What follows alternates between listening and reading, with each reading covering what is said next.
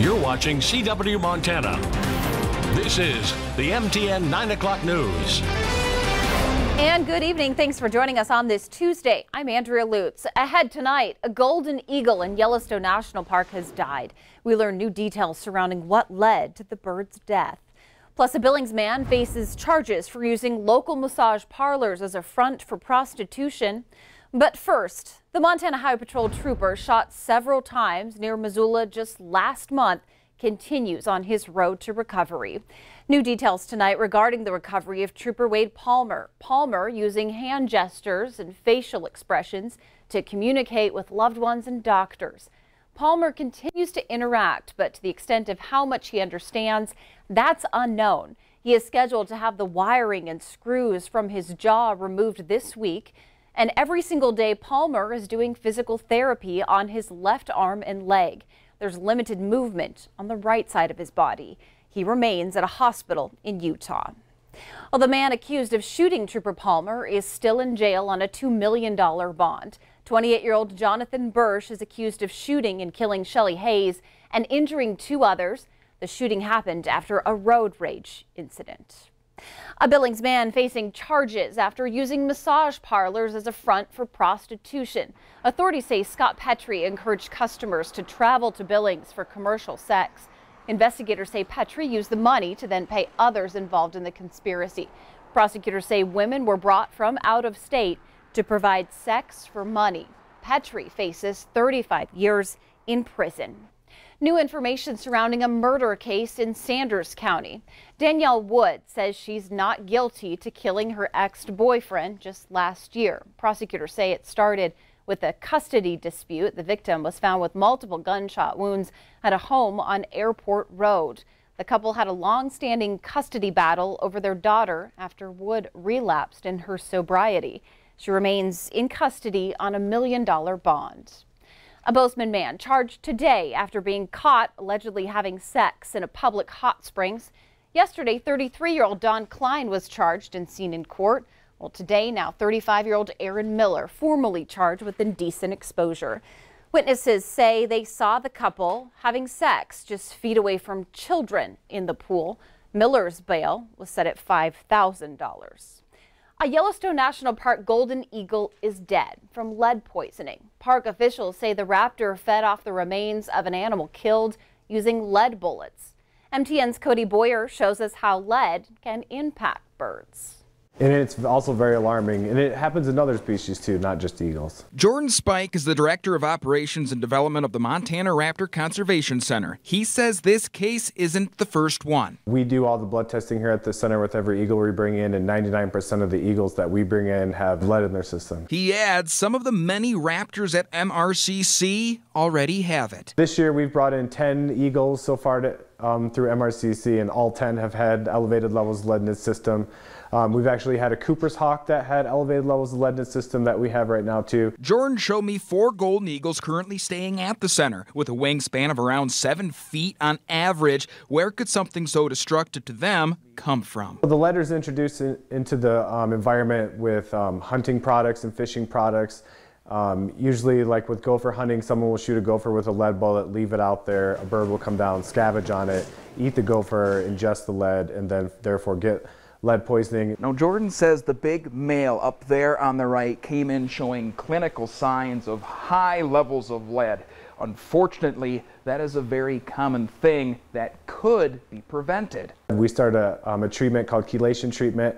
We use a medication called calcium EDTA, twice a day injections, and that draws the lead out of the system. These eagles aren't alone in the struggle. Jordan says the earlier it is prevented, the better chance they have. Simple switches of different types of ammunitions can solve this problem.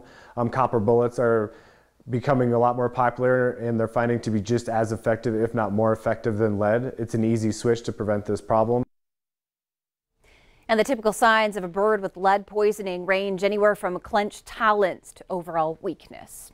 New at 9, plowing work is happening on Montana's scenic Beartooth Highway. The road closes each year due to excessive snow. Well, Monday, crews started to clear the highway with roughly 4 new inches of snow. The Montana Department of Transportation will typically meet 26-foot high drifts The highway set to be open sometime near Memorial Day. Also new at 9, Montana's famous swinging bridge in the Kootenai National Forest undergoing a massive renovation. We'll take a look at this photo. This is of the area and of that bridge. A big Black Hawk helicopter helping in the process. And the helicopter being used by a contractor to strategically position equipment. Drilling is happening on the north side of the bridge, and then it will move to the south side of the bridge by the end of the week. Congressman Greg Gianforte says he is seriously considering running for governor. He made that announcement on Montana this morning in Missoula. So it's a great honor to serve Montana. We love this state. We've raised our family here. On that particular question, I've been talking to people all over the state. I've been getting a lot of encouragement to run for governor. I have not made a final decision, but I'm seriously considering it. Multiple Democrats already putting their names in the running for Gianforte's congressional seat. A bill to extend Medicaid expansion passes a final vote in the Senate. It now heads back to the House. The bill provides coverage for 96,000 low-income Montanans. 2 Republicans who voted against the bill supported it today. Medicaid expansion was set to expire in June, unless, of course, the legislature votes to reauthorize it. And the Montana House voted down a bill to allow Northwestern Energy to buy Colstrip Power. This just one day after it passed a preliminary vote.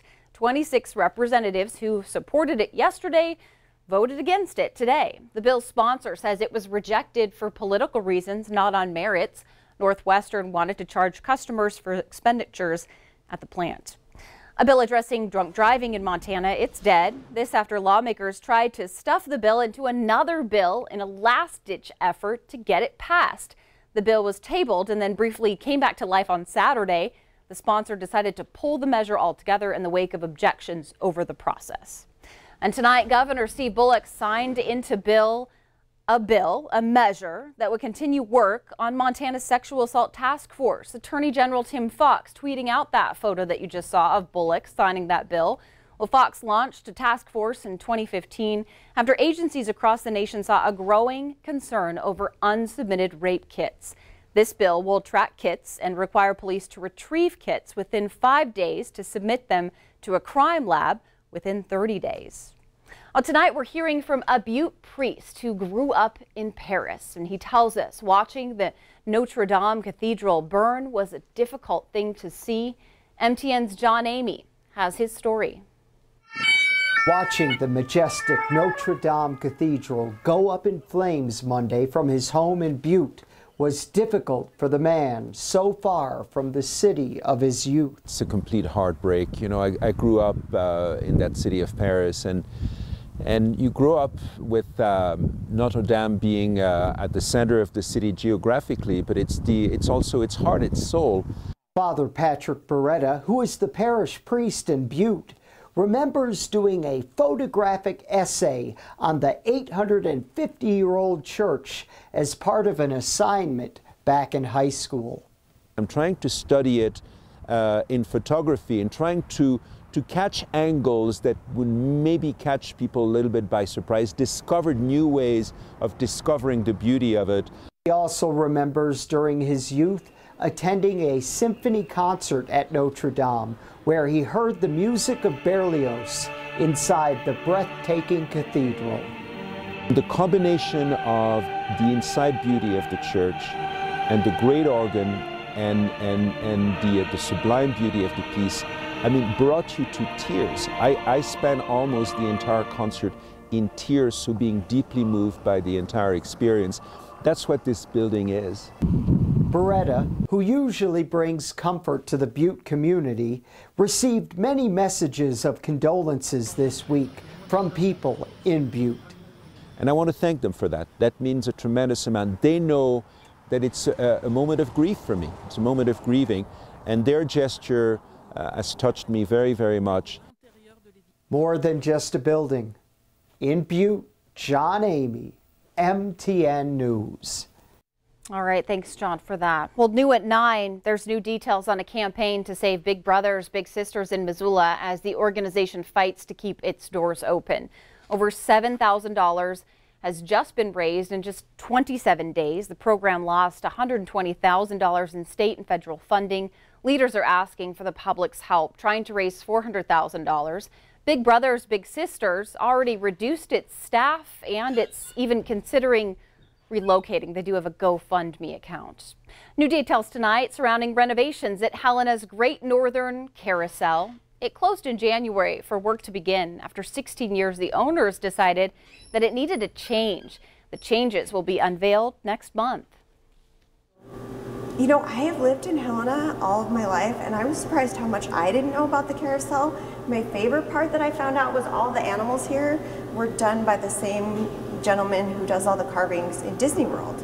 And then they're all hand painted. Yeah, there's a local artist that does all the glass around the top here. Wow. So a lot of intricate detail goes into it. So we can let you know that the carousel is scheduled to reopen. It's going to happen on May 25th. And if you're curious, admission will still be just $2.